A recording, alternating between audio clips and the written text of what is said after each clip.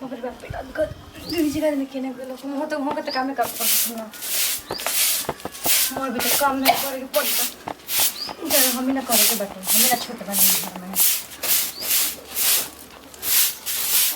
अरे रे छोटी का कर दे पागल हो गल बड़ी सब। अरे दीदी का हो गेल हम ही ना हमरे के बहाने के बाटे ना बाड़ी तो देख तोरा एगो काम नहीं करे के सब कुछ करे के बन जानू। हां अरे तो का हो गेल दीदी अब मतलब रहो ना का मतलब कोन मरो रजन थोड़ा चाहे कुछ हो जाए। अरे ऐसा बात मुंह से मत निकलल कर ठीक बाटे ना पर तोरा तो पता बानो कि ई लइका हमनी घर में कितना खुश के लिए आवर तट गए। हां दीदी घर के सब लोग कितना खुश बट गए। हां बस यही तो कहता नहीं तू अपन ख्याल रख कर ठीक बाटे ना एको काम मत कर बुझाइल तो हमरा के तू जाने ली सब। अच्छा ना दीदी इतने काहे गुस्सा करता नहीं।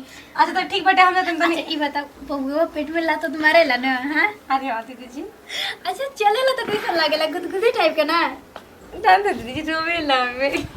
अच्छा हां अच्छा सुन तू नो है जो घर में आराम कर ठीक बाटे ना। ठीक बाटे दीदी जी ठीक बाटे ठीक है और दूध पी ले है ठीक बा ना। ठीक बा दीदी जी। हाँ बताओ छोटकी के लड़का हो जाए तो कितना हमने की खुशी हो जाए ना। एकरे लड़का पे तेको विश्वास बटे भगवान जी तो हमारा के तो देलन ना कोनो चीज लेकिन एकर हो जाए ना तो उ समझे कि हमरो सपना पूरा हो जाए।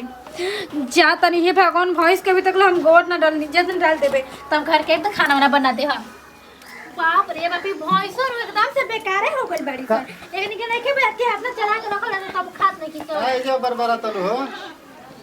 अरे कुछ ना जी कहां हो रही है गोरा नहीं हमने कुल चौक गोरा नहीं सामान मन को लिया कर लो कुल सामान में कुछ हां घूमत रही है हमरा तो डर लागला ना कि कोनो लाइन मारे ना जाइले बोलिया हम नहीं जाने एक लोग रह गए हमने जब घर में सब फैमिली वाला हो कर गया कने ना खाली भैंस इसको छोटी के ख्याल रखे ना।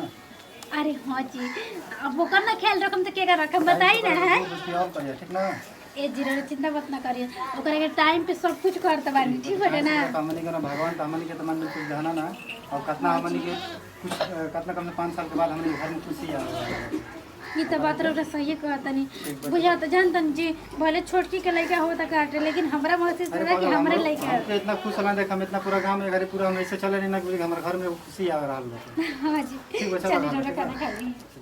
अरे जातन तनी वहां से बात कर लेबे कैसन मुका मारते।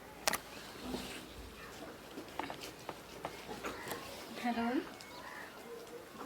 हेलो हेलो हाँ जी क्या करतन गोड़ा तने खुश रह क्या करतन काम धाम करतने और सब ठीक बा ना।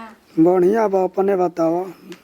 हम भी सब ठीक बाटे भैया भौजी मानत हो जना आज जी बोली मतलब ठीक हुई इतना मानन करतन जब वहां सब के ना जितना और तो तू मान जानकारी हो हमने के तो हमेशा घर में खुशी खुशी रहता नहीं जाए।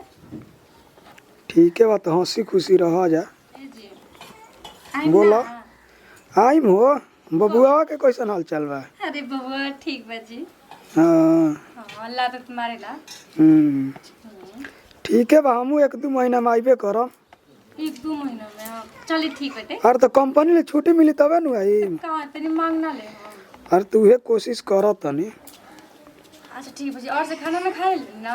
हाँ खा के काम पर लागल बन जा। चलिए ठीक बाटे फोन करें बाद में। ठीक बा ठीक जब यहाँ से बात करूँ तो दिल में सुकून मिल लगे हमारे ठीक ठाक बानी।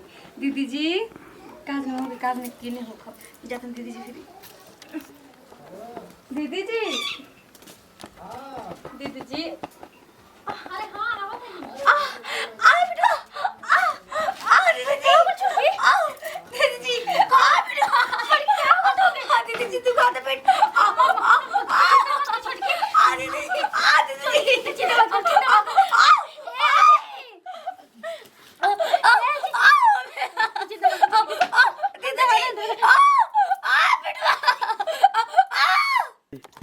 छुटकी ये छुटकी अरे उठ ना देख ना तो कितना सुंदर लड़का भइल बेटे छुटकी दीदी जी देखी अरे भगवान से जितना अच्छा मंगल रह जाओ करो से कई गुना अच्छा बने पड़े और देख ना बबुआ भइल बेटे जी रे बड़का पापा बन गइली।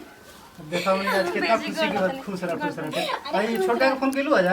अरे ना ना मोबाइल मोबाइल दे ना अपन। अच्छा चलो करे हम फोन कर दें ठीक ना, रुका हम पहले पूरा गांव में सुनी जी जाके। हां पूरा गांव में मिठाई बाटम ठीक बाटे ना, एकदम। अब पूरा बाजा बजवावल जाई ठीक पूरा है। एकदम एकर समझ लगे इतना धूमधाम से एकर बड़ाई मनाई ना कि पूरा गांव देखे। पूरा गांव देख जे अपन लोग बहनियन गाना के- मारत रहे ना अरे सुन अपन बहनियन के बुला दी है बड़ाइया के दिन ए जी फिर हमारा और सब कोई के बोला देम ठीक बाटे ना भाई। एक कोन के अपना ना ईयरफोन कर दो बता दो कि सब कोई आ जाई घर में ठीक और बाटे। हम छोटका के फोन कर देना कि तू जल्दी गाड़ी धाले ठीक ना। ठीक बाटे ठीक। चल चलो घर में अब तू गति कर।